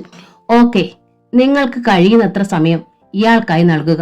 നന്ദ ഇയാളുടെ ഭാര്യയായിരുന്നു. So you can select any method to wake up him. Nanda മനസ്സിലാകാതെ ഡോക്ടറെ നോക്കി. മെത്തേഡ് എന്ത് തന്നെയായാലും യു റിമെമ്പർ നന്ദ, അതിൽ 100% ഇൻവോൾവ്മെന്റ് ഉണ്ടാവണം. ഡോക്ടർ തുടർന്നു. എന്ന് വെച്ചാൽ ഈ കിടക്കുന്ന നിങ്ങളുടെ മുൻ ഭർത്താവല്ല, ഓൺലി വൺ ഹസ്ബൻഡ്. ആ രീതിയിലുള്ള ഒരു അറ്റാച്ച്മെന്റ്. നന്ദ ഞെട്ടിപ്പോയി. ശരിക്കും തല കറങ്ങിപ്പോയി അവൾക്ക്. കഴുത്തിൽ കിടക്കുന്ന താലിയുടെ ഉടമയാണിത്. തന്റെ മനസ്സിൽ ഇപ്പോഴുമുള്ള ഓൺലി വൺ ഹസ്ബൻഡ്. പക്ഷേ നിയമപരമായി തനിക്ക് ഈ ആളുമായുള്ള ബന്ധം നിഷേധിക്കപ്പെട്ടിരിക്കുന്നു. തന്റെ 24 മണിക്കൂറും ഇപ്പോൾ മറ്റൊരാൾക്ക് അവകാശപ്പെട്ടതാണ്. അതിൽ നിന്ന് കുറച്ച് മണിക്കൂറുകൾ മോഷ്ടിച്ചാണ് താൻ ഇവിടെ എത്തിയത്. ഈശ്വര, താലിയുടെ ഉടമയെ തൊടാൻ നിയമമില്ല. നിയമപരമായുള്ള ഭർത്താവിനെ താൻ തൊടുന്നുമില്ല. ദൈവം തനിക്ക് തരുന്ന വിധി എന്താവും? 4-5 ദിവസം മുൻപ് വരെ ദിവസത്തിന്റെ ഓരോ സെക്കൻഡിലും ഒന്ന് കാണാൻ താൻ ആഗ്രഹിച്ച രൂപമാണ് ഈ കിടക്കുന്നത്. പക്ഷേ ഈ 5 ദിവസത്തിനുള്ളിൽ നന്ദ വിശകലനം ചെയ്തു. താൻ എത്ര തവണ ഉണ്ണികൃഷ്ണനെ ഓർത്തു. രാത്രിയിൽ മാത്രം. അതും ഹരിയിൽ നിന്നുള്ള രക്ഷയ്ക്കായി. അല്ലാത്ത സമയത്ത് തനിക്കതിന് നേരമുണ്ടായിട്ടില്ല. ഓർക്കാൻ പോലും. തന്റെ ലോകത്ത് അഖിലും അക്കുവുമായിരുന്നു. കൂടെ അവരുടെ അച്ഛനും. അവരുടെ പൊട്ടിച്ചിരികൾ, തമാശകൾ. ഇപ്പോൾ ഈ കിടക്കുന്ന ആളോ? ഡോക്ടർ പറഞ്ഞതോ? നന്ദ വിയർത്തു. ഡോക്ടറും മുകുന്ദനും ഈശ്വരിയും പോയത് നന്ദ അറിഞ്ഞില്ല. അവളുടെ ശ്രദ്ധ ഉണ്ണികൃഷ്ണനിൽ മാത്രമായിരുന്നു. എത്ര പ്രാകൃതമാണ് ഈ മുഖം! എന്റെ പൊന്നെ എന്നൊന്ന് വിളിച്ച് ആ നെഞ്ചിലൊന്ന് തലചായ്ക്കാൻ നന്ദയുടെ ഹൃത്തടം വല്ലാതെ കൊതിയോടെ പിടഞ്ഞു. അവൾ ആ ബെഡിന്റെ ഓരത്തിരുന്നു. ചേതനയറ്റതുപോലെ കിടക്കുന്ന കൈകൾ. നന്ദയുടെ വിറയാർന്ന കൈത്തലം ആ കൈകളിൽ ഒന്ന് തൊട്ടു.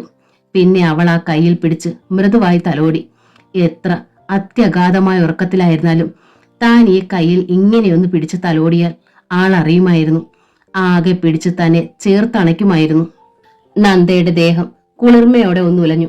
ആ പരിരംഭണത്തിനായി നന്ദയുടെ കൈത്തലത്തിന് ക്രമേണ ജീവൻ വെച്ചു.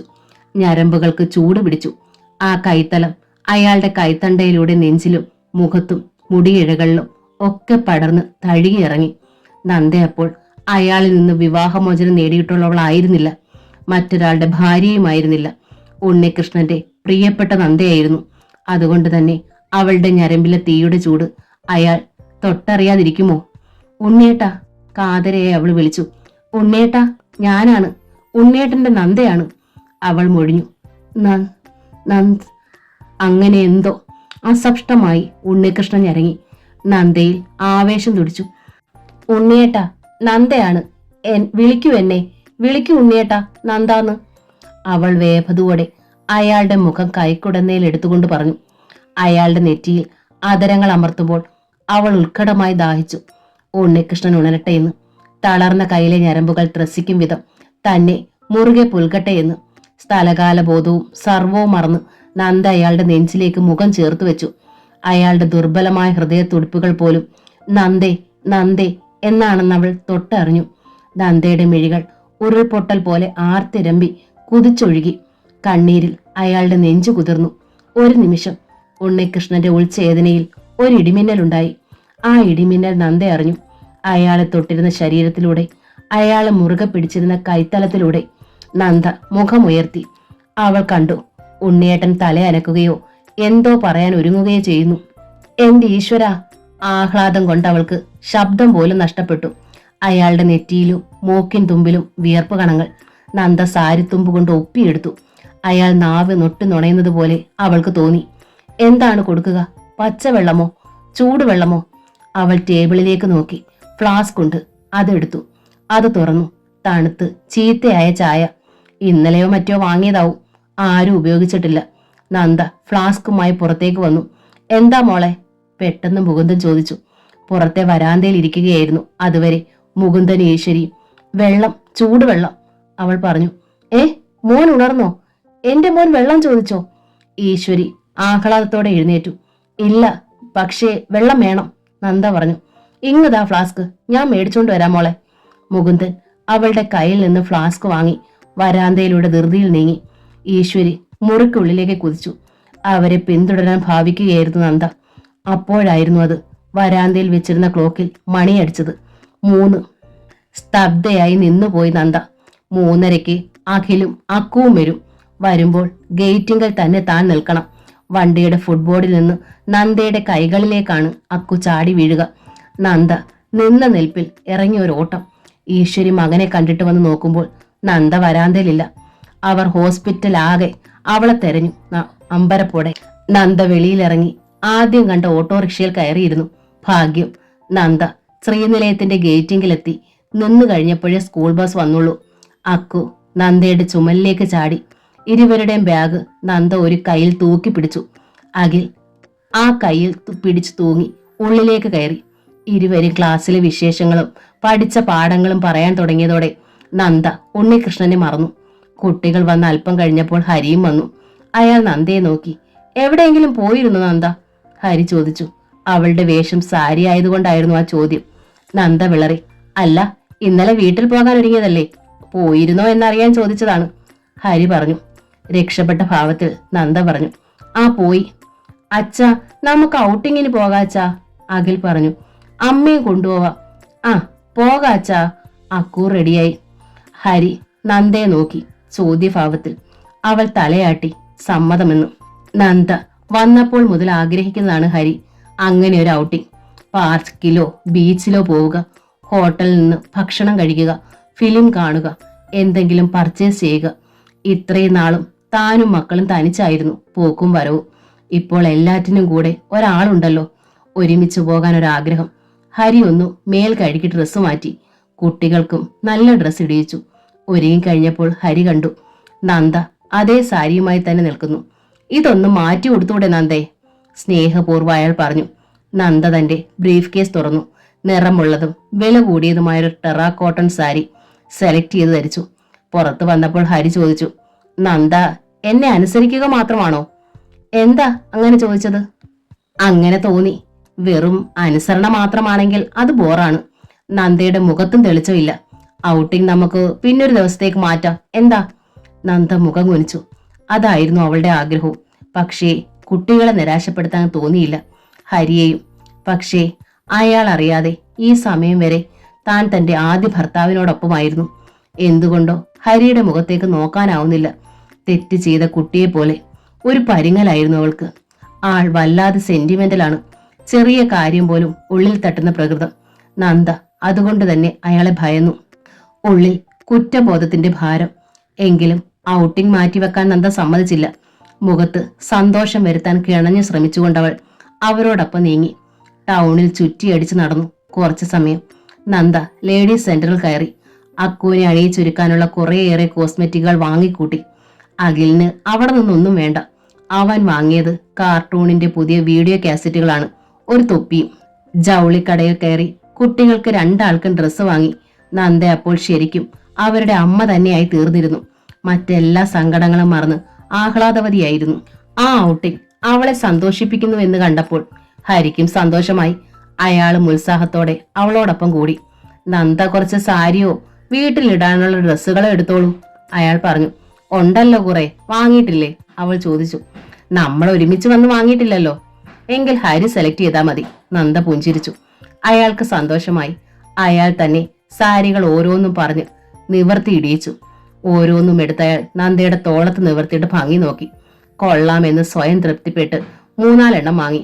ഹരിക്കുള്ളത് ഞാൻ സെലക്ട് ചെയ്യാം, അധികാരത്തോടെ പറഞ്ഞ് അയാളുടെ നിറത്തിനും ഭംഗിക്ക് യോജിക്കുന്ന 2 സെറ്റ് ഡ്രസ്സ് എടുത്തു. കൊള്ളാം, അയാൾ അഭിനന്ദിച്ചു. ബീച്ചിൽ പോകാച്ചാ, എനിക്ക് കടലിലിറങ്ങണം. അവർ കാറിനടുത്തെത്തിയപ്പോൾ അഖിൽ പറഞ്ഞു, പോകാം. കാർ ബീച്ചിലേക്ക് നീങ്ങി. അസ്തമയ സൂര്യൻ കടലിന്റെ അതിർത്തിയിലേക്ക് വരുന്നു. മാനം തീ ജ്വാല പോലെ ജ്വലിക്കുന്നു. ചുറ്റിലും പടരുന്ന ചുവപ്പ്. തിരമാലകൾക്ക് പോലും ചുവപ്പ് രാശി. കുറച്ചു സമയം തിരമാലകളുടെ അലച്ചിൽ ശ്രദ്ധിച്ചിരുന്നപ്പോൾ അഖിൽ ചിണുങ്ങി. അച്ഛാ, എനിക്ക് കടലിലിറങ്ങണം. നല്ല കാറ്റുണ്ട് കുട്ടാ, ഹരി പറഞ്ഞു.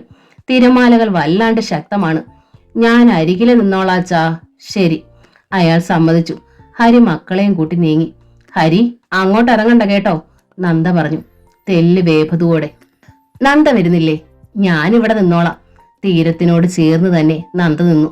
ഹരി ഇരു കൈകളും അഖിലിനെയും അക്കുവിനെയും പിടിച്ചുകൊണ്ട് കടലിലെ കൽപ്പ നീങ്ങി ഇറങ്ങി നിന്നു. കുട്ടികൾ ചാടാനും തുള്ളാനും തുടങ്ങി. അയാൾ പാൻസ് മുകളിലേക്ക് ചുരുട്ടി കയറ്റി വെച്ചിരുന്നു. തിരമാലകൾ അവരുടെ പാദങ്ങളിൽ വന്ന് തല്ലി ഉടയ്ക്കുന്നത് കണ്ടപ്പോൾ നന്ദ നിന്നു കുറച്ചു സമയം. ശക്തമായൊരു തിരമാല വന്നതോടെ അക്കു തെല്ലു ഭയന്നതുപോലെ വിരണ്ടോടി. അവളുടെ വലത് കാലിന് ഉറപ്പ് കിട്ടിയില്ല. വെള്ളത്തിലേക്ക് തെന്നി വീണുപോയി. ഹരി അഖിലിന്റെ വിരലിൽ നിന്ന് പിടിവിട്ട് ഓടി വന്ന് അക്കുവിനെ വാരിയെടുക്കുകയായിരുന്നു. അക്കു വീണത് കണ്ട് അവർക്കരികിലേക്ക് പാഞ്ഞു വന്ന് നന്ദ കണ്ടു. അഖിലിനെയും കൊണ്ട് തിരമാലകൾ മടങ്ങുന്നു. മോനെ! നന്ദ ഒരലർച്ചയായിരുന്നു. അവൾ ആ തിരമാലയ്ക്ക് പിന്നാലെ എടുത്തോടി. അക്കുവിനെ കരയിലേക്ക് എടുത്ത് നീക്കി നിർത്തിയിട്ട് ഓടി വന്ന ഹരി ഷോക്ക് ഏറ്റതുപോലെ നിന്നുപോയി. അങ്ങകലെ നന്ദയുടെ തല മാത്രം. അഖിലിനെ കാണാനേയില്ല. നന്ദ മോനെ! ഹരി അവർക്ക് പിന്നാലെ ഓടി. അക്കു ഉറക്ക കരച്ചിലായി. ബീച്ചിലുണ്ടായിരുന്ന ആൾക്കാർ ഓടിക്കൂടി. അപ്പോഴേക്കും അടുത്ത തിരമാല അത്യന്തം രൂക്ഷതയോടെ പാഞ്ഞെത്തി. അങ്ങോട്ട് പോയ 3 പേരെയും കരയിൽ നിക്ഷേപിച്ചുകൊണ്ട് അത് പിൻവലിഞ്ഞു. അഖിലിനെ നെഞ്ചോട് ചേർത്ത് പിടിച്ചിരുന്നു നന്ദ. എല്ലാം ഞൊടിയിടയിൽ കഴിഞ്ഞു. ഹരി പാഞ്ഞു ചെന്ന് അവർ 2 പേരെ ഒരുമിച്ച് കോരിയെടുത്തു. കാറിക്കരയുന്ന അക്കുവിന്റെ അടുത്തേക്ക് മണലിലേക്ക് അയാളിരുന്നു. നന്ദയും അഖിലിനെയും ചേർത്ത് പിടിച്ചുകൊണ്ട് അക്കുവിനെ കോടി തന്റെ ചുമലിലേക്ക് വലിച്ചിട്ട് അയാൾ വിതുമ്പി പൊട്ടി കരഞ്ഞുപോയി. ആൾക്കാർ അവർക്ക് ചുറ്റും കൂടി. ബീച്ചിലെ സെക്യൂരിറ്റി ഗാർഡുകളും പാഞ്ഞെത്തി. സാരയില്ല, സാരയില്ല, എല്ലാരും പറഞ്ഞു. ഒന്നുമില്ല, വെള്ളത്തിലേക്ക് വീണുപോയതിന്റെ ഒരു ഷോക്ക് മാത്രം, മറ്റൊന്നുമില്ല. അത് ശരിയായിരുന്നു താനും. അഖിൽ അല്പം വെള്ളം കുടിച്ചു. പക്ഷേ വിഷമമൊന്നുമില്ല. പലപ്പോഴും ബീച്ചിലെത്തി കടലിലിറങ്ങുകയും അല്പസ്വല്പം നീന്തുകയും ചെയ്തിട്ടുണ്ടവൻ. വെള്ളം കുടിച്ച് ശീലമുണ്ട്. അഖിലിനെ തെരഞ്ഞു പിടിക്കുന്നതിനിടയിൽ അല്പം വിഷമിച്ചു പോയത് നന്ദയാണ്. ഒന്നാമത് സാരി കാലുകൾക്കിടയിൽ ചുറ്റിപ്പോയിരുന്നു. രണ്ടാമത് ഭയവും. ഉള്ളിലെ ഭയവും ഷോക്കും മാറിയപ്പോൾ നന്ദ കണ്ണുകൾ തുറന്നു. താനാകെ നനഞ്ഞു കുതിർന്നിരിക്കുന്നു. വസ്ത്രം ശരീരത്തോട് ഒട്ടിക്കിടക്കുന്നു. താൻ ഹരിയുടെ മടിയിൽ അയാളുടെ നെഞ്ചോടൊട്ടി അയാളുടെ കരവലയങ്ങൾക്കുള്ളിലാണ്. നന്ദ പിടഞ്ഞെഴുന്നേറ്റു. അയാൾ കരയുകയാണെന്ന് അവൾക്ക് മനസ്സിലായി. അഖിലും എഴുന്നേറ്റു. അക്കു കരച്ചിൽ നിർത്തിയതേയില്ല. വാ പോകാം. ഹരി അക്കുവിനെ എടുത്തു. അവൾ അപ്പോഴും ഭയന്ന് കരയുന്നുണ്ട്. അഖിലിനെയും അയാൾ ചേർത്ത് പിടിച്ചു. കാറിന്റെ നേർക്ക് നടന്നു. വൈകുന്നേരത്തെ എല്ലാ സന്തോഷവും സമാധാനവും നഷ്ടപ്പെട്ടതുപോലെ ഹരിക്ക് തോന്നി. വീട്ടിലെത്തിയിട്ടാണ് നനഞ്ഞ ഡ്രസ്സുകൾ മാറ്റിയത്. അന്ന് രാത്രിയിൽ കിടക്കുമ്പോൾ അയാൾക്ക് ഉറങ്ങാനേ കഴിഞ്ഞില്ല. തന്റെ കൈകൾക്കുള്ളിൽ മാറോട് ചേർത്ത് താൻ ഒതുക്കി പിടിച്ച നന്ദയുടെ ശരീരം നനയുമ്പോഴാണ് ആ ഉടലിന് ഭംഗി ഇരട്ടിക്കുന്നതെന്ന് അയാൾക്ക് തോന്നി. അവളുടെ ശരീരത്തിനപ്പോൾ ചൂടുണ്ടായിരുന്നു. ഹരിയുടെ കൺമുമ്പിൽ കടലും തിരമാലകളും നനഞ്ഞ നന്ദയും മാത്രമായി. അയാൾക്ക് മിഴികൾ പൂട്ടാനോ ഉറങ്ങാനോ കഴിഞ്ഞില്ല. നന്ദയെ ഉറങ്ങിയിരുന്നില്ല. പുലർച്ചെ മുതലുള്ള സംഭവങ്ങളായിരുന്നു അവളുടെ മനസ്സാകെ പൊള്ളിച്ചിരുന്നത്. ഹോസ്പിറ്റലിൽ നനഞ്ഞ ശില പോലെ തളർന്നു കിടക്കുന്ന ഉണ്ണികൃഷ്ണനെ കണ്ടത്. പുലർന്നതോടെ നന്ദയ്ക്കാകെ വെപ്രാളമായി. ഉണ്ണികൃഷ്ണന്റെ നില എന്തായി? ഇന്നലെ 3 മണിക്ക് താൻ ഇറങ്ങി ഓടിയതാണ്. രാത്രിയിൽ അസുഖം കൂടിയോ അതോ കുറഞ്ഞോ? മനസ്സും ശരീരവും വെന്തുരുകുന്ന പിടച്ചിലായി അവൾക്ക്. ഹരിയുടെ മുഖം കണ്ടപ്പോൾ അവൾക്ക് മനസ്സിലായി അയാൾ ഉറങ്ങിയിട്ടില്ല രാത്രിയിൽ. കുട്ടികളെ അവൾ ഒരുക്കി. അവരുടെ ശാഠ്യങ്ങൾക്ക് വഴങ്ങി. അവരെ ഹരിയോടൊപ്പം കാറിൽ യാത്രയാക്കി. പിന്നെ അവൾ ആ വീടാകെ ഉടറി നടന്നു. കുട്ടികൾ കൂടെ ഉണ്ടായിരുന്നപ്പോൾ സങ്കടപ്പെടാനോ ഓർക്കാനോ ഒരു പരിധിവരെ സമയമുണ്ടായിരുന്നില്ല. അവർ പോയതോടെ വീട് നിശബ്ദം. അകലെ ഹോസ്പിറ്റലിൽ കിടക്കുന്ന ഉണ്ണികൃഷ്ണൻ. നന്ദ, നന്ദ, നന്ദ! ആ ഞരക്കം കാതിൽ വീഴുന്നത് പോലെ. അവൾ ധൃതിയിൽ തന്നെ ഡ്രസ്സ് മാറ്റി സാരി ധരിച്ചിറങ്ങി. എന്തും വരട്ടെ, എന്തും വരട്ടെ എന്നൊരു ധൈര്യം. അല്ലെങ്കിൽ വരും വരായികളെ കുറിച്ച് ഓർക്കാത്തൊരു പോക്ക്. അവൾ ജെ ഹോസ്പിറ്റലിലെത്തി. കോറിഡോറിലൂടെ ഉണ്ണികൃഷ്ണന്റെ റൂമിനെ ലക്ഷ്യമാക്കി അവൾ ധൃതിയിൽ നീങ്ങുമ്പോൾ നേരെ മുമ്പിൽ ഗോപൻ, ഹരിയുടെ ഫ്രണ്ട്. തന്റെ ഹരിയുടെയും വിവാഹത്തിന് ഒപ്പുവെച്ചാൾ. വൈകിട്ടത്തെ ചടങ്ങിനും ഗോപൻ ഉണ്ടായിരുന്നു. നന്ദ, എന്താ തനിച്ച്? ഹരി എവിടെ? ഗോപൻ പുഞ്ചിരിയോടെ ചോദിച്ചു. ഹരി വന്നില്ല, നന്ദ വീർപ്പുമുട്ടലോടെ പറഞ്ഞു. ഓ, നന്ദയുടെ ആരാണ് ഈ റൂമിലെ പേഷ്യന്റ്? ഇന്നലെ ആ റൂമിൽ നിന്ന് വരുന്നത് കണ്ടു. ഞാൻ ഇറങ്ങി വന്നപ്പോഴേക്കും നന്ദ പോയിരുന്നു. ഹരി വരുമോ? ആ, വൈകുന്നേരം. അവൾ കള്ളം പറഞ്ഞു. ഞാൻ ഇറങ്ങുകയായിരുന്നു. ഫാദറിലോ അടുത്ത റൂമിലാണ്, അതുകൊണ്ട് വന്നതാണ്. യാത്ര പറഞ്ഞ് ഗോപൻ നീങ്ങി. നന്ദ നടന്നു. അയാൾ തന്നെ ഇവിടെ കണ്ട കാര്യം ഹരിയോട് പറയുമോ? ഓ, പറഞ്ഞാലെന്താ? ഹോസ്പിറ്റലിൽ ആരൊക്കെ വരുന്നു രോഗികളെ കാണാൻ?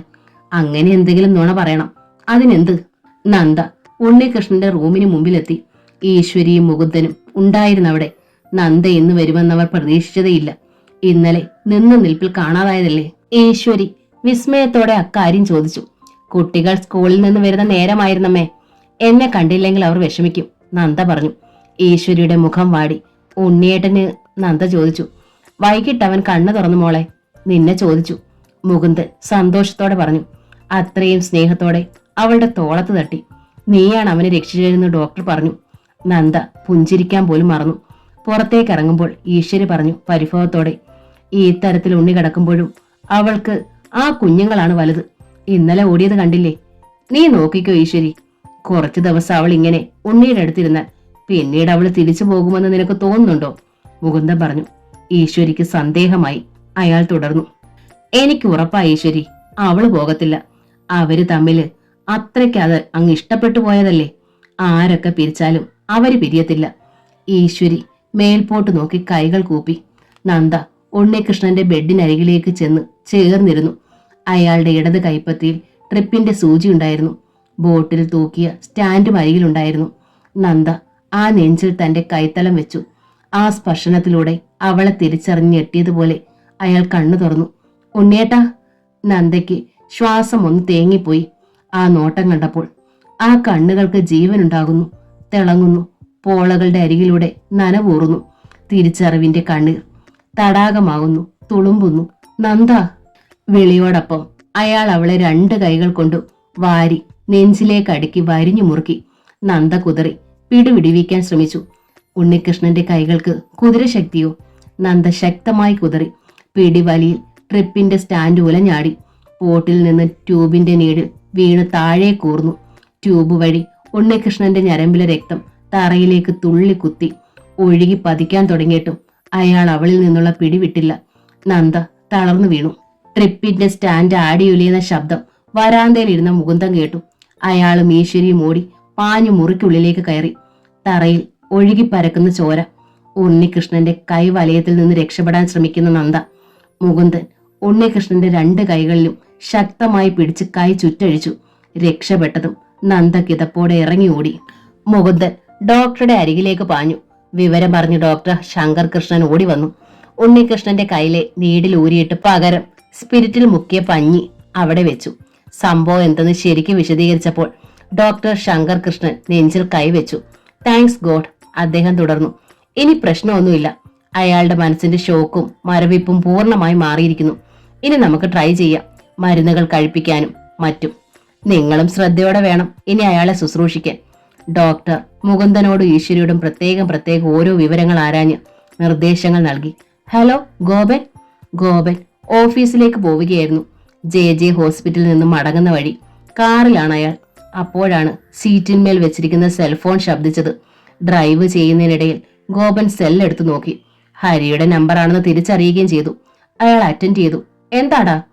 താനിത് എവിടെയായിരിക്കുന്നു? ഓഫീസിലോ? On the way, ഡ്രൈവിംഗിലാണ്. ഓ, തന്റെയൊക്കെ ഭാഗ്യം. സർക്കാർ സർവീസിലായതിന്റെ ഗുണം. സമയം 11 അപ്പോഴും ഓൺ ദ വേയിലാണ്, ഹരി പറഞ്ഞു. ചിരിയോടെ തുടർന്നു. ഞാനൊക്കെ രാവിലെ ഉണർന്നതേ സൈറ്റിലാണ്. ഗോപൻ ഉറക്കെ ചിരിച്ചുപോയി. കല്യാണം കഴിഞ്ഞിട്ടും താൻ ഉണർന്നത് സൈറ്റിലാണോടോ? ഗോപൻ ചോദിച്ചു. ആ, തന്റെ കക്ഷിയെ ഞാനിപ്പോ കണ്ടതേ ഉള്ളൂ. ആരെ? ഹരി ചോദിച്ചു. തന്റെ വൈഫിനെ. നന്ദയോ? എവിടെ വെച്ച്? താൻ എന്റെ വീട്ടിൽ പോയോ? തന്റെ വീട്ടിലോട്ടിപ്പോൾ ഞാൻ എന്തിനു പോകണം? ആ ജെ ഹോസ്പിറ്റലിൽ വെച്ചാടോ? ആരാ അവിടെ കിടക്കുന്നത്? ഹോസ്പിറ്റലിലോ? ആരുമില്ല. ഹേയ്, പിന്നെ നന്ദ എന്തിനിവിടെ വരണം? അത് നന്ദ ആവില്ല ഗോപ. പിന്നെ ഞാൻ എന്താ പൊട്ടനാ? ഞാൻ നന്ദയോട് സംസാരിച്ചടാ. നിന്നെ കുറിച്ചും ചോദിച്ചു. നീയും ഹോസ്പിറ്റലിലേക്ക് വരുമെന്ന് പറഞ്ഞല്ലോ നന്ദ. ഒരു നിമിഷം ഹരിയുടെ ഭാഗം നിശബ്ദം. പിന്നെ പറഞ്ഞു. ഒരു പക്ഷേ നന്ദയുടെ അമ്മയ്ക്ക് പെട്ടെന്ന് എന്തെങ്കിലും അസുഖമായിട്ട് വിളിച്ചിട്ടുണ്ടാവും. പോയതാകും കാണാൻ. നന്ദയുടെ അമ്മയല്ലടോ ആ റൂമിൽ കിടക്കുന്നത് ഒരു പുരുഷനാ. ഉണ്ണികൃഷ്ണൻ. ഉണ്ണികൃഷ്ണനോ? ഹരി ഒന്ന് നടുങ്ങിപ്പോയി. ഞാൻ ഇന്നലെ നന്ദ അവിടെ വെച്ച് കണ്ടു. എന്റെ ഫാദറിലോ അവിടെ അഡ്മിറ്റ് ആണ്, ഹാർട്ടിന്റെ പ്രശ്നം. ഹരി നിശബ്ദം. ആകട്ടെ, താൻ എന്തിനാ എന്നെ വിളിച്ചത്? അത് ആ ബില്ലിന്റെ കാര്യം നോക്കാൻ. താൻ പോര്, ഞാൻ ഓഫീസിലുണ്ട് ഇന്ന് മുഴുവൻ. ആ വരാമെന്നോ ഇല്ലെന്നോ പറയാതെ ഹരി ഫോൺ ഓഫാക്കി. ഉണ്ണികൃഷ്ണ ഹോസ്പിറ്റലിൽ. നന്ദ അവിടെ ചെന്നുവെന്ന് ഇന്നലെയും ചെന്നിരുന്നു. ഹരി ഒരു നിമിഷം ഓർത്തു. ഇന്നലെ നന്ദ പുറത്തു പോയിരുന്നു. താൻ ചോദിച്ചപ്പോൾ വീട്ടിൽ പോയെന്ന് കള്ളം പറഞ്ഞു. മെനയാന്ന് താൻ ചെല്ലുമ്പോഴും നന്ദ പുറത്തു പോകാൻ ഒരുങ്ങി നിൽക്കുകയായിരുന്നു. രേവതി ടീച്ചർ ഉണ്ടായിരുന്നു. താൻ തലവേദനയാണെന്ന് പറഞ്ഞതുകൊണ്ടാണ് പോകാതിരുന്നതെന്ന് താൻ കരുതി. പക്ഷേ സത്യം അതല്ല. സ്നേഹദൂരത്തൊരു കാത്തിരിപ്പ് എന്ന നോവലിന്റെ ഈ ഭാഗം ഇവിടെ പൂർണ്ണമാവുകയാണ്. ഈ നോവൽ നിങ്ങൾക്ക് ഇഷ്ടമായെങ്കിൽ ലൈക്ക് ചെയ്ത്, ഷെയർ ചെയ്ത്, സബ്സ്ക്രൈബ് ചെയ്യണേ. താങ്ക്